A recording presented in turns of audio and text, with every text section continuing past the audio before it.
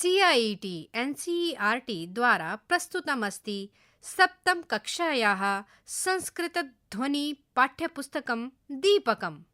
12 पाठः, पृष्ठसङ्ख्या 27-उत्तरशतम्। पृष्ठस्य दक्षिणभागे एकं QR कोड् अस्ति। अत्र QR कोड् मध्ये पाठसम्बद्धाम् अन्यां सामग्रीं प्राप्नुमः। पाठस्य नाम अस्ति वीराङ्गना पन्नाधाया। एषा भारतभूमिः वीराणां त्यागधनानां भूमिः अस्ति। सर्वे भारतीयाः एषा भूमिः अस्माकं माता इति वदन्ति। अथर्ववेदे माता भूमिः पुत्रोऽहं पृथिव्याः इति उक्तम्। मातृभूमेः रक्षणार्थं भारतीयाः सर्वस्वम् अर्पितवन्तः। एतादृशानां भारतीयानां गणनायां महिलानां प्रभूतं योगदानम् अस्ति। त्यागे वीरतायां च महिलाः शत्रुनिबर्हणाः आसन्। एतादृशीषु वीराङ्गनासु राजस्थानस्य पन्नाधाया काचित् विशिष्टा वीराङ्गना आसीत्। एषा साहसस्य, त्यागस्य, निष्ठायाः च अद्वितीया मूर्तिः आसीत्। अस्मिन् पाठे तस्याः त्यागस्य, पराक्रमस्य च वर्णनं कृतम्। एषा इतिहासस्य स्वर्णिमाक्षरैः लिखिता घटना अस्ति। पाठे एकं चित्रं प्रदत्तम् अस्ति। चित्रे काश्चन महिलाः सन्ति। अधोवस्त्रं धारयन्ति लहङ्गा इति कथ्यते। उपरि उत्तरीयं वर्तते। तेषां मस्तके बोडला इति आभूषणमस्ति। गले च हारं वर्तते। पृष्ठसङ्ख्या 28-उत्तरशतम्। 16 शतके मेवाड़नगरे महाराणा संग्रामसिंहः इति सुविख्यातः महाराजः आसीत्। तस्य 2 पुत्रौ विक्रमादित्यः, उदयसिंहः च आस्ताम्। महाराणा संग्रामसिंहस्य भ्राता पृथ्वीराजः बनवीरः पृथ्वीराजस्य 18 पुत्रेषु अन्यतमः। स बनवीरः महाराणा संग्रामसिंहस्य प्रथमं पुत्रं विक्रमादित्यं छलेन मारयित्वा मेवाड़स्य शासनम् अकरोत्। ततः परमपि सः दुष्टबुद्धिः अचिन्तयत् यत् अहम् एकः एव उत्तराधिकारी भवेयम्, न कोऽपि मम प्रतिस्पर्धी स्यात् इति। अतः कदाचित् रात्रौ सः उदयसिंहः मारयितुं कुतन्त्रम् अरचयत्। तज्ज्ञात्वा पन्नाधाया उदयसिंहस्य शयनस्थाने स्वपुत्रं चन्दनं शायितवती। सा तस्य दुष्परिणामं जानाति स्म। बनवीरः उदयसिंहस्य शयनागारम् आगच्छत्।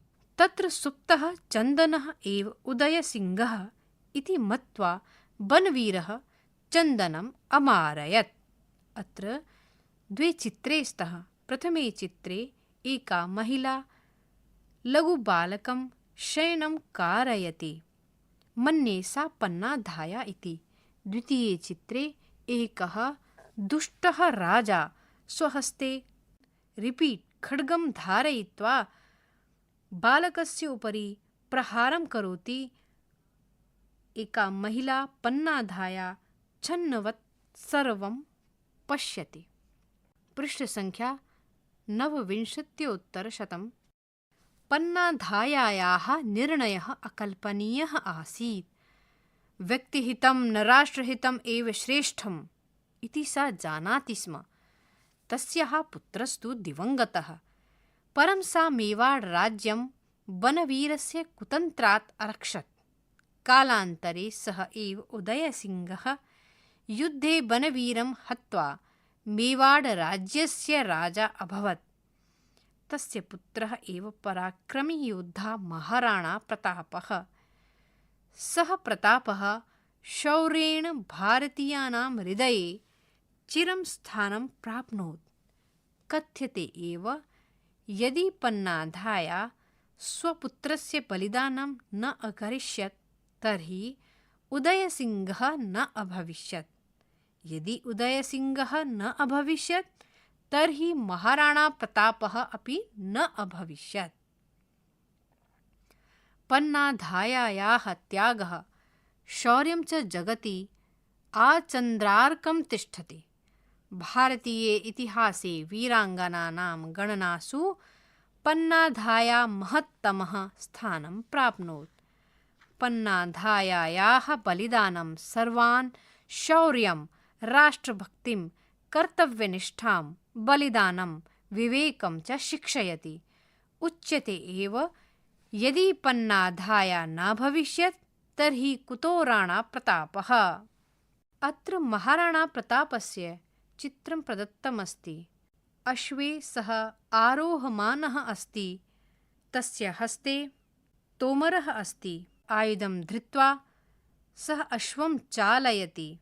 सैनिकस्य कवचमपि धारयति। पृष्ठसङ्ख्या 30 वयं शब्दार्थान् जानीमः। शब्दः अर्थः हिंदी इंग्लिश मातृभाषया अर्थं लिखन्तु। त्यागधनानां, त्यागमूर्तीनां, बलिदानियों की, ऑफ पीपल हु सेक्रीफाइस एवरीथिंग, सर्वस्वम, स्वीयं संपूर्णम, अपना सब कुछ, वंस एवरीथिंग, प्रभूतम, प्रचुरम, अधिक, अबंडेंट। अरे विनाशकाः, शत्रुओं का विनाशक, रिपीट, destroyers of enemies। वीरांगनासु, वीर नारीषु, वीर नारियों में, among brave women, साहसस्य, वीरतायाः, साहस का, of courage। स्वर्णिमाक्षरैः, सुवर्णाक्षरैः, सोने के अक्षरों से, with golden letters। षोडशे शतके, षोडश शताब्द्यां, 16वीं शताब्दी में, in the 16th century। छलेन, वंचनेन, कपट से, by deception। कुतंत्रम, कुचक्रम, षड्यंत्र, evil plot। अद्वितीयम, अनुपमम, सर्वोत्कृष्ट, मैचलेस। धाया, धात्री, धाय अथवा दाई, वेट नर्स। आस्ताम, अभवताम, दो थे, टू वर प्रेजेंट। अन्यतमः, बहुषु एकः, बहुतों में एक, वन ऑफ मैनी। दुष्ट बुद्धिः, दुर्बुद्धिः, दुष्ट बुद्धि वाला, एविल माइंडेड। प्रतिस्पर्धी, स्पर्धालु, प्रतिद्वंदी, कॉम्पिटिटर। मारयितुम, हंतुम, मारने के लिए, टू किल। कदाचित, कस्मिंश्चित समये, कभी, सम टाइम। शायितवती, शयनं कारितवती, सुलाया, पुट टू स्लीप। दुष्परिणामम, कुपरिणामम, अनिष्ट को, बैड आउटकम। शयनागारम, शयन प्रकोष्ठम, सोने के कक्ष को, बेडरूम। कल्पनातीतः, अकल्पनीयः, चिंतन से परे, बियॉन्ड इमेजिनेशन। व्यक्तिहितम, निजहितम, स्वार्थ, सेल्फ इंटरेस्ट। पृष्ठ संख्या 31। राष्ट्रहितम, देश कल्याणम, राष्ट्र का हित, नेशनल्स इंटरेस्ट। श्रेष्ठम, शीर्षस्थानीयम, सर्वोपरि, हाईएस्ट। कालांतरे, परवर्ती समये, कुछ समय के बाद, लेटर ऑन। हत्वा, मारयित्वा, मारकर, हैविंग किल्ड, पराक्रमी, विक्रमी, वीर, वेलोरस, योद्धा, युद्धे समर्थः, सैनिक, वॉरियर। स्वसामर्थ्येन, स्वस्य बलेन, स्वयं की शक्ति से, बाय वंस ओन कैपेबिलिटी। शौर्येण, शूरतायाः कारणेन, शूरता से, विद ब्रेवरी। चिरम, बहुकालम, बहुत काल तक, फॉर लॉन्ग टाइम। जगति, विश्वे, संसार में, इन द वर्ल्ड। आचंद्रार्कम, सूर्यस्य चंद्रस्य च अस्तित्व पर्यंतम, जब तक सूर्य और चंद्र हैं, as long as the sun and the moon are there, गणनासु श्रृंखलासु गिनतियों में, amongst the consideration of, महत्तमम बहुश्रेष्ठम बहुतों में श्रेष्ठ, बेस्ट अमोंग द ग्रेट्स। अत्र मातृभाषया अर्थं लिखन्तु इत्यत्र रिक्तस्थानं वर्तते। स्वस्वमातृभाषया शब्दानाम् अर्थम् अत्र लिखन्तु। उच्चैः पठन्तु अवगच्छन्तु च। लङ्लकारः भूतकाले एतस्य लकारस्य प्रयोगः भवति। पठधातुः परस्मैपदम्, एकवचनं, द्विवचनं, बहुवचनं। प्रथम पुरुषः अपठत्, अपठताम्, अपठन्। मध्यम पुरुषः अपठः, अपठतम्, अपठत्। उत्तम पुरुषः अपठम्, अपठाव, अपठाम। पृष्ठ संख्या 32। वयं वाक्येषु लङ्लकारस्य प्रयोगं पठामः। एकवचनं, द्विवचनं, बहुवचनम्। अत्र उदाहरणानि प्रदत्तानि सन्ति। प्रथम पुरुषः बालकः पाठम् अपठत्, बालकौ पाठम् अपठताम्, बालकाः पाठम् अपठन्। मध्यम पुरुषः त्वं पाठम् अपठः, युवां पाठम् अपठतम्, यूयं पाठम् अपठत्। उत्तम पुरुषः अहं पाठम् अपठम्, आवां पाठम् अपठाव, वयं पाठम् अपठाम। वयम् अभ्यासं कुर्मः। एकम्, अधः प्रदत्तानां प्रश्नानाम् एकपदेन उत्तरं लिखन्तु। क, राजस्थानस्य वीराङ्गनासु का सुविख्याता? रिक्तस्थानं। ख, उदयसिंहः कस्य पुत्रः? रिक्तस्थानं। ग, बनवीरः कं मारयितुं कुतन्त्रम् अरचयत्? रिक्तस्थानं। घ, कालान्तरे कः मेवाडस्य राजा अभवत्? रिक्तस्थानं। ङ, पन्नाधायायाः निर्णयः कीदृशः आसीत्? रिक्तस्थानं। च, महाराणा प्रतापः केषां हृदये चिरं स्थानं प्राप्नोत्? रिक्तस्थानं। 2, अधः प्रदत्तानां प्रश्नानां पूर्णवाक्येन उत्तरं लिखन्तु। पन्नाधायायाः आर्तरूपेण एकं चित्रं प्रदत्तमस्ति। प्रश्नः, क, पन्नाधाया कस्य अद्वितीयम् उदाहरणमस्ति? ख, महाराणा संग्रामसिंहस्य पुत्रौ कौ आस्ताम्? घ, दुष्टबुद्धिः बनवीरः किम् अचिन्तयत्? घ, बनवीरस्य कुतन्त्रं ज्ञात्वा पन्नाधाया किम् अकरोत्? ङ, आचन्द्रार्कं किं तिष्ठति? च, पन्नाधायायाः बलिदानं किं शिक्षयति? एतेषाम् उत्तराणि आत्मना लिखन्तु। पृष्ठसङ्ख्या 33। प्रश्नसङ्ख्या 3। उदाहरणानुसारम् उचितैः पदैः रिक्तस्थानानि पूरयन्तु। एकवचनं, द्विवचनं, बहुवचनम्। अत्र एकम् उदाहरणं प्रदत्तमस्ति। क भागे यथा अमिलत्, अमिलताम्, अमिलन्। एवं प्रकारेण सर्वेषां पदानां रिपीट्, सर्वाणि पदानि दृष्ट्वा रिक्तस्थानेषु उचित पदं लिखन्तु। ख, रिक्तस्थानम् अवदतं, रिक्तस्थानं। ग, अखादः, रिक्तस्थानं, रिक्तस्थानं। घ, रिक्तस्थानं, रिक्तस्थानं अलिखन्। ङ, रिक्तस्थानं अरक्षाव, रिक्तस्थानं। च, रिक्तस्थानं, रिक्तस्थानं अपिबत्। छ, अपृच्छं, रिक्तस्थानं, रिक्तस्थानं। ज, रिक्तस्थानं अमारयतां, रिक्तस्थानं। झ, रिक्तस्थानं, रिक्तस्थानं अभवाम्। प्रश्नसङ्ख्या 4। वाक्यानि पठित्वा उदाहरणानुसारं वचनपरिवर्तनं कुर्वन्तु। एकवचनं, द्विवचनं, बहुवचनम्। अत्र कभागे द्विवचनम् इत्यस्य उदाहरणं दत्तमस्ति।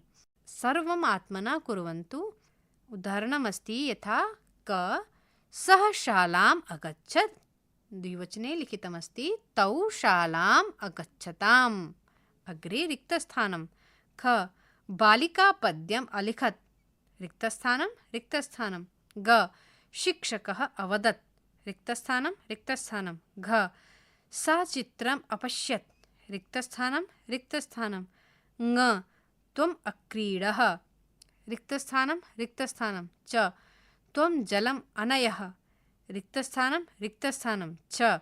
अहं मन्दिरम् अगच्छम्, रिक्तस्थानं रिक्तस्थानं। ज. अहं मधुरम् अखादम्, रिक्तस्थानं रिक्तस्थानं। रिक्तस्थानेषु उचितानि उत्तराणि लिखन्तु। प्रश्नसङ्ख्या 5। उदाहरणानुसारं रेखाङ्कितानि पदानि आश्रित्य प्रश्ननिर्माणं कुर्वन्तु। यथा अत्र एकम् उदाहरणं प्रदत्तमस्ति। महाराणा संग्रामसिंहस्य इति रेखाङ्कितं पदमस्ति। भ्राता पृथ्वीराजः।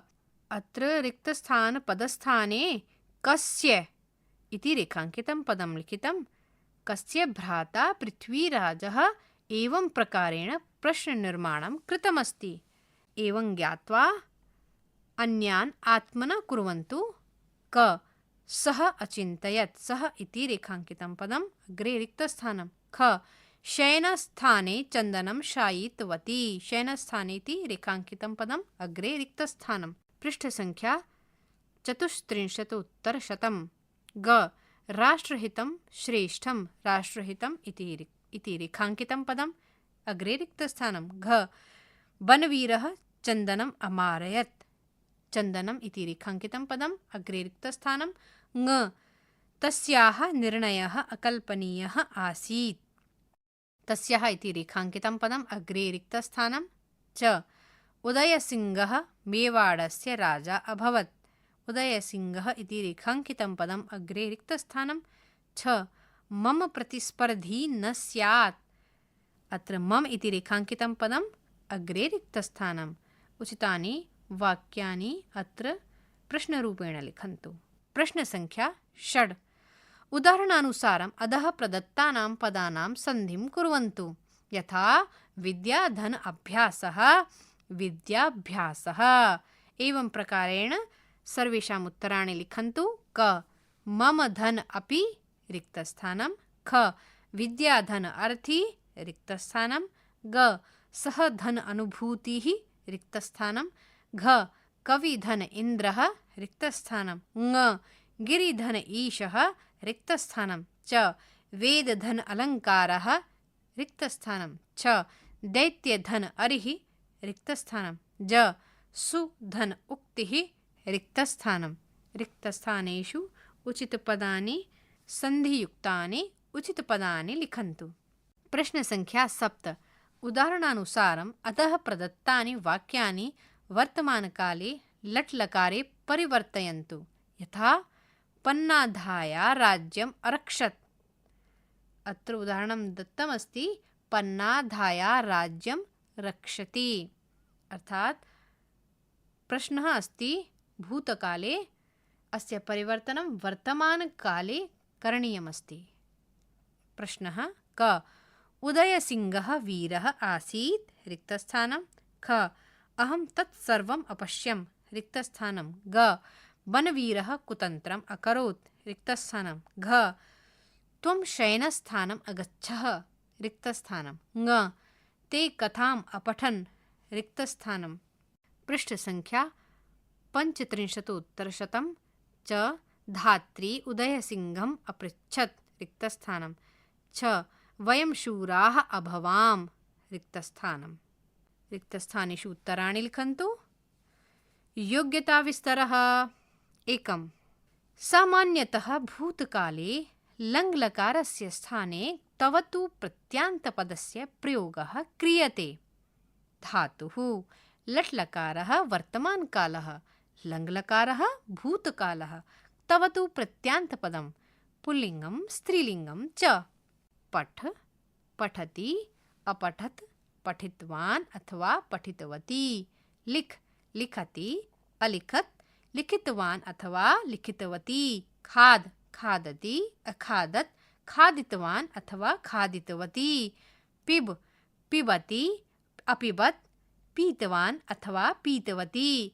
रक्ष, रक्षति, अरक्षत्, रक्षितवान् अथवा रक्षितवती, क्री करोति अकरोत्, कृतवान् अथवा कृतवती, भू भवति अभवत्, भूतवान् अथवा भूतवती, मिल मिलति अमिलत्, मिलितवान् अथवा मिलितवती, चल चलति अचलत्, चलितवान् अथवा चलितवती, गम गच्छति अगच्छत्, गतवान् अथवा गतवती, नय नयति अनयत्, नीतवान् अथवा नीतवती, स्मर स्मरति अस्मरत्, स्मृतवान् अथवा स्मृतवती, त्यज त्यजति अत्यजत्, त्यक्तवान् अथवा त्यक्तवती, पृच्छ पृच्छति अपृच्छत्, पृष्टवान् अथवा पृष्टवती,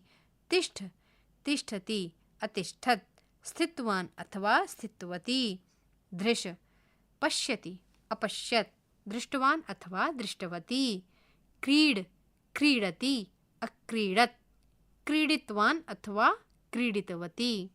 पृष्ठ संख्या 37उत्तरशतम्। 2 राज्यस्य 7 अङ्गानि भवन्ति। प्रथमः स्वामी, द्वितीयः अमात्यः, तृतीयः सुहृत्, चतुर्थः कोशः, पञ्चमः राष्ट्रं, 6 दुर्गं, 7 बलम्। एतानि सुदृढानि चेत् राष्ट्रं सुदृढं भवति। 3 प्राचीनकाले युद्धेषु विविधव्यूहानां रचना क्रियते स्म, यथा चक्रव्यूहः, गरुडव्यूहः, सर्पव्यूहः, मकरव्यूहः, अर्धचन्द्रव्यूहः, मण्डलव्यूहः, ओरमीव्यूहः, क्रौञ्चव्यूहः, वज्रव्यूहः च इत्यादयः व्यूहाः। अत्र अधोभागे एतेषां कानिचन चित्राणि प्रदत्तानि सन्ति। प्रथमः गरुडव्यूहस्य चित्रमस्ति। गरुडव्यूहः गरुडपक्षिणः आकृतिं धारयति। अत्र सैनिकाः गरुडपक्षिणः आकृतिं धारयित्वा तिष्ठन्ति। द्वितीयः अस्ति चक्रव्यूहः। महाभारतकाले सुदृढो अयं व्यूहः। अभिमन्युः अस्यः मृत्युः चक्रव्यूहकारणेन अभवत्। वज्रसमानेन एषः व्यूहः भवति। अस्य 7 द्वाराणि भवन्ति। तृतीयः अस्ति औरामीव्यूहः अथवा सर्पाकारः व्यूहः। अयं व्यूहः सर्पाकृतिं धारयति। सर्पाकृतौ सैनिकाः युद्धरचनां कुर्वन्ति। शत्रुः च विस्मितः भवति। अन्यतमः अस्ति श्रीन्घातकाव्यूहः। एषः व्यूहः भवनसदृशः वर्तते। अस्य 3 त्रिपुटाः भवन्ति। भवनाकृतिवत् एषः प्रतीयते। अन्यतमः अस्ति क्रौञ्चव्यूहः। अस्य आकृतिः क्रौञ्चपक्षिसदृशं वर्तते। अत्र भेदः सामान्यः न भवति। अन्यतमः अस्ति अर्धचन्द्राकारः व्यूहः। अर्धचन्द्रव्यूहः इति अपि कथ्यते। सैनिकाः अर्धचन्द्र आकृतिवत् युद्धे तिष्ठन्ति। इमाः व्यूहरचनाः महाभारतकाले प्रसिद्धाः आसन्। तत्र एतेषां प्रयोगः शत्रुसेनायै कृतः आसीत्। परियोजनाकार्यं भारतीयानां वीराङ्गनानां चित्राणि सङ्गृह्य तासां पराक्रमं सारांशरूपेण स्वभाषया लिखन्तु। यथा लक्ष्मीबाई, पद्मावती, कित्तूरुराणी चन्नम्मा, रुद्रम्मादेवी, झलकारी, रानी हाडी चेत्यादीनाम्। इति 12 पाठः समाप्तः। सद्यः भवन्तः शृण्वन्तः सप्तमी कक्षायाः संस्कृतध्वनिपाठ्यपुस्तकं दीपकं। ध्वन्याङ्कनं वीरेन्द्र रावत। वाचनस्वरः डॉक्टर चंचल झा। निर्माणसहयोगिनः कुसुमलता। निर्देशनं निर्माणं च विमलेश चौधरी। प्रस्तुतिः च CIET NCERT नवदेहली भारतम्। सद्यः भवन्तः शृण्वन्तः सप्तमी कक्षायाः संस्कृतध्वनिपाठ्यपुस्तकं दीपकं, ध्वन्याङ्कनं वीरेन्द्र रावत, वाचनस्वरः डॉक्टर चंचल झा, निर्माण सहयोगिनः कुसुमलता, निर्देशनं निर्माणं च विमलेश चौधरी। प्रस्तुतिः च CIET NCERT नवदेहली भारतम्।